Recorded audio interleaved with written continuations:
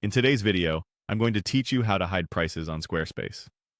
Whether you're managing an online store or just want to keep certain information private, hiding prices can be an important step in customizing your site exactly the way you want it.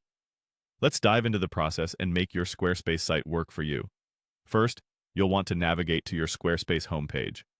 This is your main hub for everything on your site and where you'll find the tools we need today. Once there, direct your attention to the side panel and look for the Website option.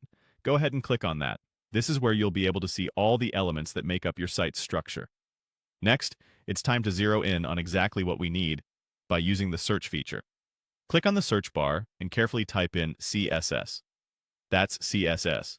CSS, which stands for Cascading Style Sheets, is a powerful tool that allows us to alter the appearance of elements on your site. In this case, it's going to help us hide those prices.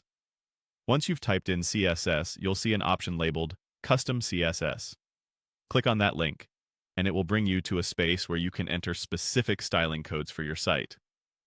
This section is like a blank canvas where you can apply various style tweaks. Now, it's time to input the CSS code that will make those prices disappear. You might find that particular codes work best for your specific site layout, so feel free to experiment. I recommend pausing the video at this point, so you have all the time you need to type the code accurately. Take a deep breath and make sure the code is entered correctly to avoid any unexpected issues with your site's appearance. After inputting the CSS code, the finishing touch is straightforward. Just click on the Save button. This ensures all the changes you've made are permanently applied to your site. And that's it. You've successfully hidden the prices on your Squarespace site.